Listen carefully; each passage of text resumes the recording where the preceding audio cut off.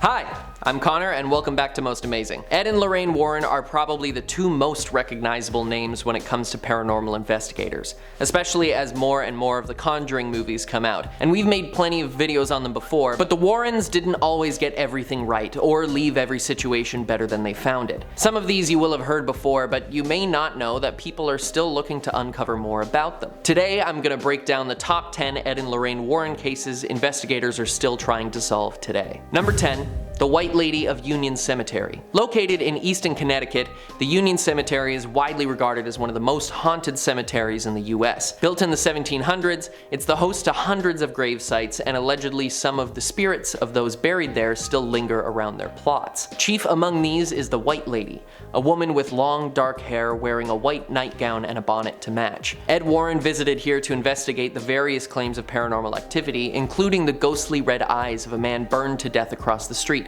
that peer at you from the bushes. He claimed he was able to catch the lady in white on film and to have attempted to dispel her spirit, but there have been many sightings since, including one where the ghostly figure dented a car that drove through her as she appeared. Amateur and professional investigators frequent the cemetery to find out anything they can about the restless spirits here. Number 9. Southend Werewolf. 9-year-old Bill Ramsey was playing in his back garden when he felt a sudden chill wash over him, and he suddenly started smelling something foul. He reported that suddenly an intense rage entered his body and he was flooded with strength. He pulled a fence post out of the ground with the fence still attached and began to swing it around like a club. Now, I've put up a fence or two in my day and those posts are not anything close to light. So this 9-year-old has some major strength or something else fueling him.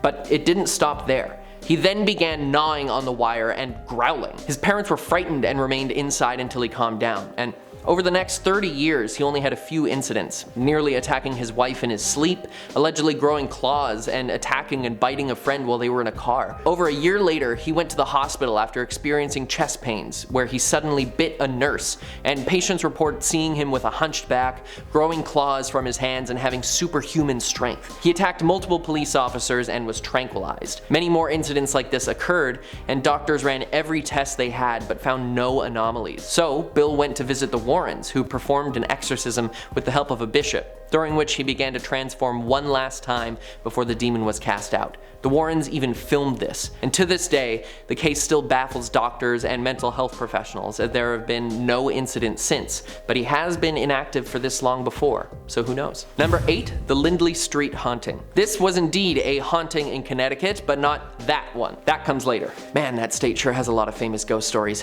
In 1974, Gerard and Laura Gooden reported to the police that they had been under attack by some unseen forces that were lifting and throwing furniture, breaking windows, and even making their cat talk, or even sing, as one person recalls. The Warrens were called to investigate and found that the Goodens' adopted daughter Marcia may have had something to do with it, perhaps being possessed by a demon, as most of the unexplainable behavior started not soon after they brought her into their home for the first time. Banging from inside the walls and doors slamming were just the beginning. There were even multiple witnesses who verified all of these happenings, one of which tried to burn the house down to dispel the evils inside. Eventually, Marcia confessed to faking the strange activity herself and that it was all a hoax, which set the legal cases to rest. But no one could explain the crazy things that happened while Marcia was not in the house, or why things continued to move and float for a long time after everything was put to bed. And people still attempt to visit the house now to conduct paranormal investigations, though the current owners want nothing to do with that and do not wish to speak about their house's haunted history. Number 7. The case of Arne Johnson. One of the many cases that has now become a feature film, the story of murder and possession is still hotly contested by legal scholars and paranormal investigators alike. More well known as The Devil Made Me Do It, the case sees the first time in United States legal history that a claim of demonic possession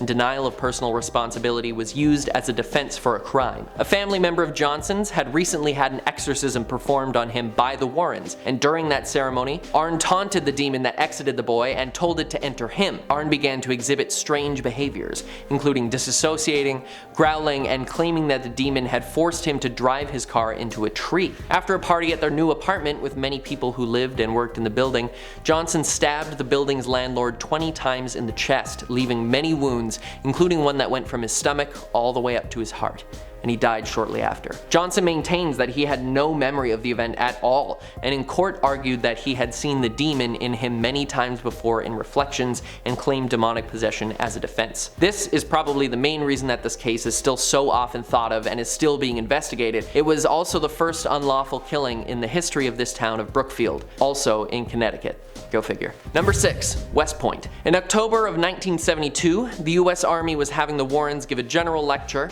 to the students at the military academy, but a few days before, the executive officer phoned them up and asked if they could come down early to investigate a security problem they were experiencing. The problem the officer called them about, a haunting at the superintendent's house, wasn't the only investigation they ended up undertaking. While they resolved the issue at the officer's home, the moving books and missing items were due to some spirits which were dispelled, causing no problems from then on. They caught wind from a few students that there was another haunted area on campus, room 4714. In the North Barracks, 2 cadets were asleep when suddenly a ghostly figure in a uniform from the 1830s wielding a musket appeared right in front of them. His stare and sheer presence made the boys freeze in fear, and then he disappeared. He was seen multiple times after that, but the Warrens did their work, and an exorcism was performed, and no one sleeps in that room anymore, though many students attempt to contact and look for the spirit that once resided here. Number 5. The Smurl House. In the 1970s, Jack and Janet Smurl purchased a new townhouse in Pennsylvania and moved in with their children. Soon after, as so often happens in these cases, strange things started happening. Items would go missing, voices would be heard when no one was near, knocking from inside walls, and even a chandelier falling and almost killing Janet. There were also reports of problems with electric devices, something paranormal experts attribute to demons and spirits affecting electromagnetic fields. The family called Ed and Lorraine after the church refused their request for help when claw marks appeared on the inside of their doors, and they arrived and collected video and audio recordings of the creepy events they saw take place and used the evidence to secure an exorcism, or 3 actually, none of which worked, the family says. They moved out in 1989 trying to escape the demons inside, and apparently they have, but paranormal experts still want to look into the house more to see what entities still reside there. Number 4. Satan's Harvest. A few of these stories have appeared in the movie universe that follows some of Ed and Lorraine's cases, and so they are well known, but sometimes the movie misses the mark. Maurice Theriault, also known as Frenchie, was a farmer in New England who grew up in a home which only got more and more violent and sadistic as he grew older, being forced to watch and participate in horrible events. He asked for help from so many people, including God and Satan, really trying to cover his bases, but no one came to help. As he grew, he found himself knowing things he should have no knowledge of, being stronger than he had any right to be, and he began to hear voices. His father sabotaged his chance at finishing school and joining the army to keep him on the farm. Later on, the family started to notice strange things happening too. Frenchie would lose periods of time. Small fires would randomly appear around the property, and they began to hear voices from within the walls. You would follow Frenchie into a room only to turn the corner and have him not be there, but back where you both just came from. When the Warrens visited, they immediately sensed evil forces and began the process of an exorcism, which Frenchie wanted, but his body resisted. Upside down crosses appeared scratched into his body. He started bleeding from the forehead, and he randomly began to attack and strangle his wife while being exorcised. And the craziest part of all of this is that it was all caught on tape, leaving people the ability to watch and research the case on their own. Maurice appears as a character in a number of the Conjuring films, notably The Nun, though his story in the movies is not close to what really happened. Number 3. The Snedeker House. Here we go, back to Connecticut again, this time for the actual haunting in Connecticut. Wow, how many times can I say Connecticut in this video? Connecticut, Connecticut.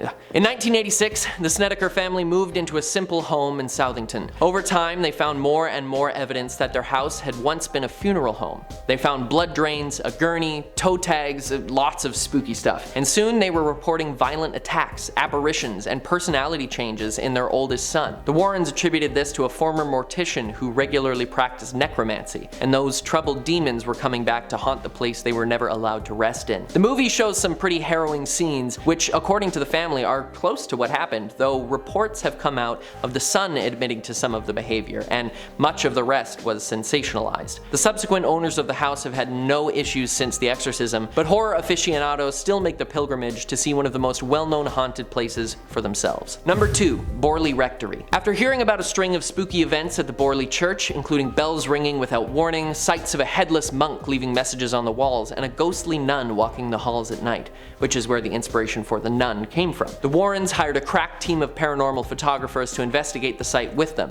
and boy did they ever find something. In many photos, including on infrared film, they captured the ghost of a nun walking through the aisles and praying. Allegedly, the nun was burned alive in the walls of the convent after she had an affair with a monk, and walks the halls trying to repent for her sins. There's a lot of interesting stuff here, with the church having burned down in the 40s, countless reports of these apparitions. It's no wonder why people flock here to find something spooky for themselves. And finally, number 1, the Perron House. The tragedy of the Perron family is what the first Conjuring film was based on, so I'm sure many of you already know the story, but I'll give you the basics. Carolyn, Roger, and their 5 daughters moved into a farmhouse in Rhode Island in 1971, and immediately things started to go wrong, like so many other cases. The sound of scraping metal and objects appearing in different rooms, and then they started to notice the presence of spirits. Many members of the previous owner's family died in mysterious circumstances. Many drowned, some took their own lives, and others had their lives taken from them too soon.